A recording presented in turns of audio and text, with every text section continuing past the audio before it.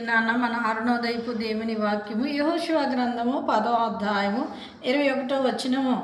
ఇశ్రాయేలుకు విరోధముగా ఒక మాటైనను ఆడుటకు ఎవనికిని గుండె చాలకపోయెను. హల్లెలూయా.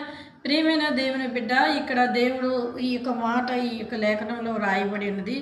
యెహోషువ అమోరీయులతో యుద్ధం చేస్తున్నప్పుడు వెంటనే అతడు సూర్యుడిని చంద్రుడిని ఆగమని యెహోవా నామంలో ఆజ్ఞాపించినప్పుడు అవి ఆగిపోతాయి. గిబ్యాను లోయలో అయ్యాను లోయలో నిలిచిపోతాయి.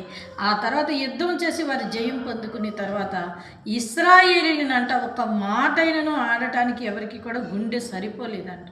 అంటే ఈ దినాన్ని ఈ వాక్యం మనకేం తెలియచేస్తుందంటే, మనం దేవుని యందు విశ్వాసం కలిగి ఉన్నప్పుడు దేవుడు మనకి మన పక్షాన నిలబడి మనకి జయం ఇచ్చినప్పుడు మనని ఎవ్వరూ ఏమీ కూడా అనలేరు.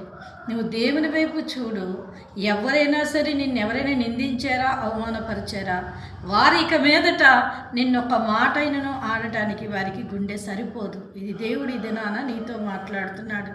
కనుక దేవుని యందు విశ్వాసంతో మనం ముందుకు వెళ్ళినప్పుడు ఖచ్చితంగా ఆ రోజు యెహోషువకు జయమిచ్చిన దేవుడు ఈరోజు నీకు కూడా నీ సమస్యల నుంచి నీ పరిస్థితుల నుంచి ఆయన విజయాన్ని ఇచ్చి ఆశీర్వదిస్తారు. ఆమేన్.